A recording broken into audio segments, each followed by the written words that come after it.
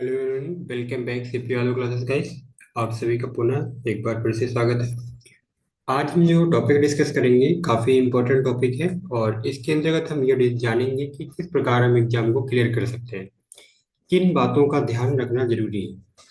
और इन सभी चीज़ों को डिस्कस करने से पहले मैं यहाँ पर एक ये बहुत ही प्यारा अभी लेटेस्ट एग्जाम्पल आपके सामने। आपने देखा होगा, जो लोग क्रिकेट देखते हैं, अभी भारत पाकिस्तान का मैच चल रहा था और उसमें विराट कोहली ने जो सेंचुरी मारी, ठीक है, विपरीत परिस्थितियों में, जहां पर जो है पूरी तरीके से टीम एक समय पूरी तरह से लड़खड़ा चुकी थी, लेकिन कंसिस्टेंसी यानी कि निरंतरता बनाए रखते हुए, गेम में बने रहते हुए, उन्होंने अपने अथक प्रयास से सेंचुरी मारी यानी कि शतक लगाया। इससे ये साबित होता है कि अगर हम किसी चीज में निरंतर बने हुए हैं तो अंततः हमें सफलता मिल जाती है। तो यही फार्मूला जो है एग्जाम के लाइफ में भी लागू होता है। जो लोग लगातार एग्जाम दे रहे हैं उनको आज नहीं तो कल किसी न किसी बार में सफलता मिल जाएगी। लेकिन फिर भी कुछ चीज़ों का ध्यान रखना होता है कि वो कौन सी चीज़ें हैं जिनका ध्यान रखना होता है, वो हम यहाँ पर डिस्कस करेंगे। ठीक है। और इस बार मेरा जेआरएफ क्लियर हो गया है तो मैं उन सब चीज़ों को बता सकता हूँ आपको, जो आपको नहीं करना है और जो आपको करना है। ठीक है। इससे पहले आप हमारी टीम के बारे में जो है एक बार रूबरू हो जाइए। ये हमारी पूरी टीम है जिसके माध्यम से आपको सोशल वर्क में यूजीसी नेट की तैयारी करवाई जाती है और वुमेन स्टडीज में करवाई जाती है, पेपर वन में करवाई जाती है। और यूजीसी नेट में पेपर वन पेपर टू होते हैं। पेपर वन यहाँ पे कविता मैम पढ़ाती हैं, Shiv Yadav sir paper two यानी सोशल वर्क को इंग्लिश में बाईलिंगुअल पढ़ाते हैं, और मैं हिंदी में, काजल मैम हिस्ट्री पढ़ाती हैं, अंकिता मैम इंग्लिश पढ़ाती हैं। और ये पूरी की पूरी टीम आपको विभिन्न जो है सब्जेक्ट में आपको यूजीसी नेट की तैयारी करवाती है। ये हमारे जो है रजिस्ट्रेशन नंबर, जो नंबर हैं जिनके माध्यम से आप हमसे जुड़ सकते हैं, रजिस्टर कर सकते हैं। और जून 2025 के लिए अगर आप प्रिपरेशन कर रहे हैं तो बहुत ही बेहतरीन टाइम है ज्वाइन करने का, क्योंकि रिजल्ट भी आ चुका है। आप सभी ने परिणाम देख लिया है। कमियों को देखते हुए बहुत सही समय है ज्वाइन करने का, आपको अच्छे से टाइम मिल जाएगा। ज़्यादा टाइम में लेते हुए मैं यहाँ पर एक छोटा सा एग्जाम्पल थलवा जो है एडिसन का, अल्बर्ट जो एडिसन थे जिन्होंने बल्ब का आविष्कार किया था। ठीक है। तो बल्ब का जो आविष्कार किया था तो उनके बारे में कहा जाता है कि बल्ब का आविष्कार करने से पहले वो लगभग 1000 से अधिक बार फेल हुए। आज जिस रोशनी में हम लोग बैठे हैं, आप लोग पढ़ रहे हैं, उस पे वो 1000 बार फेल हुए, उसके बाद जाके उन्होंने फाइनली बल्ब का आविष्कार किया। तो यहाँ पर मैं ये बताना चाहता हूँ कि थॉमस अल्वा एडिसन, जिन्होंने बल्ब का आविष्कार किया, उन्होंने जो है अपनी हार नहीं मानी, कोशिश करते रहे। तो आपको यहाँ पर सबसे पहली बात जो आज मैं बताना चाहता हूँ कि कोशिश करते रहिए, क्योंकि मेरा भी फाइनली तीसरी बार में जो है 11 क्लियर हुआ, चौथी बार में। ठीक है। तो निरंतर आपको प्रयास करते रहना। अगर आपने ये बना लिया है माइंड में कि हमें करना ही करना है तो आप कर जाएंगे। ठीक। ये हमारे सोशल मीडिया प्लेटफॉर्म है जिनके माध्यम से आपको विभिन्न प्रकार की अपडेट दी जाती हैं। और इसमें सबसे इम्पोर्टेंट टेलीग्राम है, जहाँ पर क्वेश्चन पोस्ट किए जाते हैं, जहाँ पर विभिन्न प्रकार की अपडेट शेयर की जाती हैं। और ये इंस्टाग्राम पेज है जहाँ पर विभिन्न प्रकार की अपडेट शेयर की जाती हैं। टेलीग्राम और इंस्टाग्राम के बाद हमारा अगला सोशल मीडिया प्लेटफॉर्म यूट्यूब है। यूट्यूब पे अगर आप पहली बार आए हैं तो चैनल को सब्सक्राइब कर सकते हैं, अपने व्यू को कमेंट के माध्यम से हमारे साथ शेयर कर सकते हैं। इसके अलावा आप हमारे फेसबुक पेज से भी जुड़ सकते हैं, यहाँ पर विभिन्न प्रकार की जो इंपॉर्टेंट अपडेट्स होती हैं वो आपको मिलती रहेंगी। आइए हम चलते हैं उन बिंदुओं पर डिस्कस करते हैं जिनको आपको करना है जेआरएफ प्राप्त करने के लिए, जिनको नहीं करना है, किन चीज़ों को ध्यान रखना है और किन चीज़ों को आपको इग्नोर करना है। ठीक है। तो फाउंडेशन कोर्स ज्वाइन कर सकते हैं, अभी टाइम है, आपको अच्छा से टाइम टाइम मिल जाएगा पढ़ने का, नोट्स को रिवीजन करने का, पीआईक्यू सॉल्व करने का। ये मेरे बारे में आप देख सकते हैं, 4 टाइम नोट्स क्लियर है एंड फाइनली जेआरएफ भी इस बार क्लियर हुआ है। ठीक है। तो 99.49% के साथ जेआरएफ क्लियर हुआ है और 4 टाइम नोट्स क्लियर है। तो आप यहाँ से देख सकते हैं हमारे बारे में। तो मैं यहाँ पे बताऊंगा आपको कि किन चीज़ों का आपको ध्यान रखना है, कौन सी चीज़ें आपको नहीं करनी है और कौन सी चीज़ें आपको करनी है। ठीक है। कौन सी गलतियां आपको नहीं करनी है। ठीक है। तो सबसे पहले आपको सबसे मुख्य चीज में ध्यान रखना है कि दोनों पेपर को प्राथमिकता देनी होगी। जी हाँ। ये नहीं कि आप पेपर वन पे पढ़ रहे हैं, पेपर टू पे ध्यान नहीं दे रहे हैं, पेपर टू पढ़ रहे हैं, पेपर वन पे ध्यान नहीं दे रहे हैं।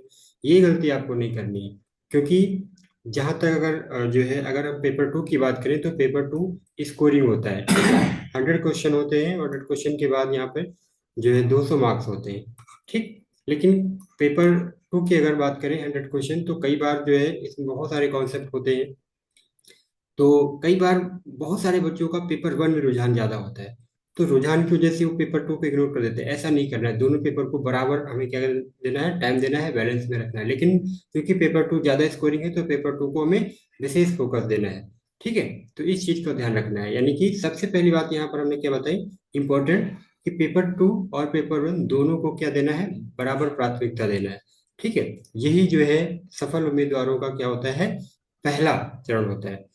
और जैसे कि मैं बताता रहता हूँ कि अगर आपने तैयारी स्टार्ट कर दी और सिलेबस आपके पास हार्ड कॉपी में नहीं है, यानी कि आपने प्रिंट आउट नहीं निकला है, तो आप निकलवा लीजिए, उसको अपने पास प्रिंट आउट फॉर्म में रखिए। ठीक है। और उसके बाद अपनी ताकत और कमजोरियों को पहचानिए। आपकी जो है कमजोरियां क्या हैं, आपकी ताकत क्या है, उनको ध्यान में रखते हुए विषय के लिए पर्याप्त समय निर्धारित करिए। मान लीजिए पेपर वन में आपको मैथ नहीं आती है, 10 से 12 जो क्वेश्चन होते हैं रीजनिंग और मैथ मिला के ये आते हैं। ठीक है। तो उसको आपको ध्यान में रखना है, उसको आपको टाइम देना है। ठीक है। इसी प्रकार जो भी सेक्शन आपका वीक है उसको ध्यान में रखना है, टाइम देना है। ठीक है। जो आपकी मजबूती है, जो आपकी ताकत है, उसको भी पहचानना है, उसको भी ध्यान में रखते हुए रिवीजन करना है। ठीक है।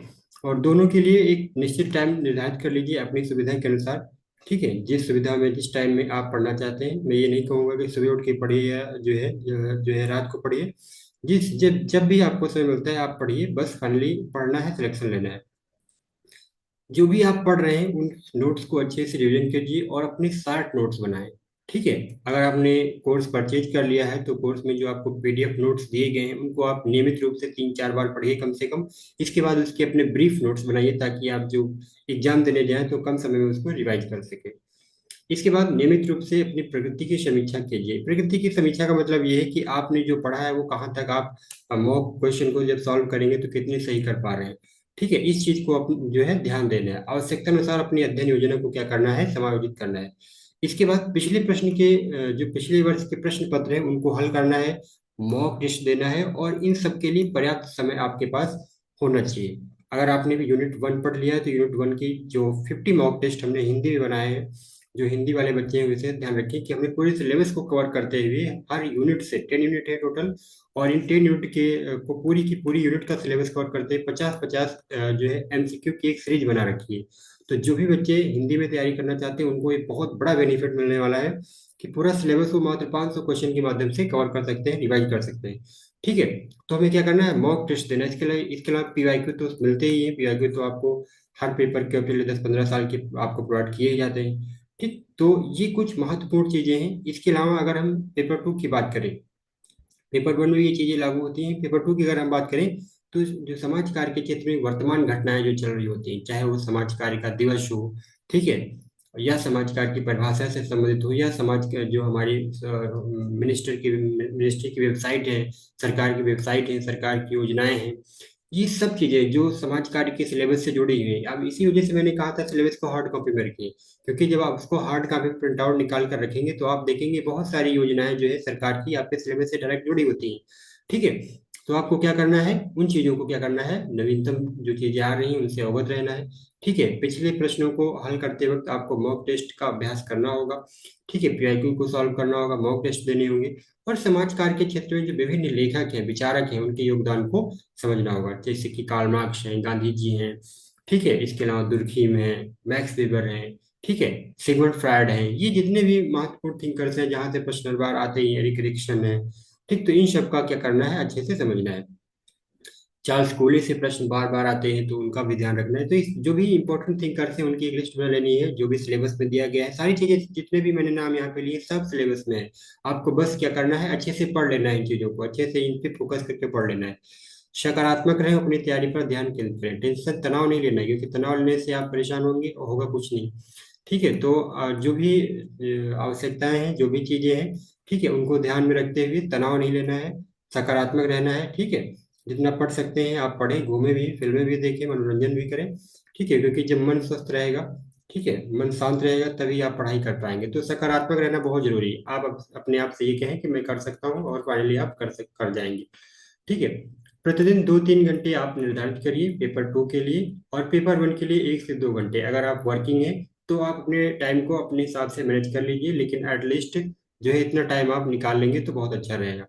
सप्ताह के अंत में जो भी आपने पढ़ा है उसको एक बार दोहरा लीजिए, एक बार देख लीजिए, और इसके अलावा जो भी क्वेश्चन आप सॉल्व कर रहे हैं उनका विश्लेषण जरूर करें। ठीक है। और इन सब के अलावा आप जो है, मैं फिर से यही कहूँगा कि पॉजिटिव रहें। ठीक है। क्योंकि थॉमस अल्वा एडिसन 1000 बार फेल हुए थे, उसके बाद उन्होंने बल्ब का आविष्कार किया था। ठीक है।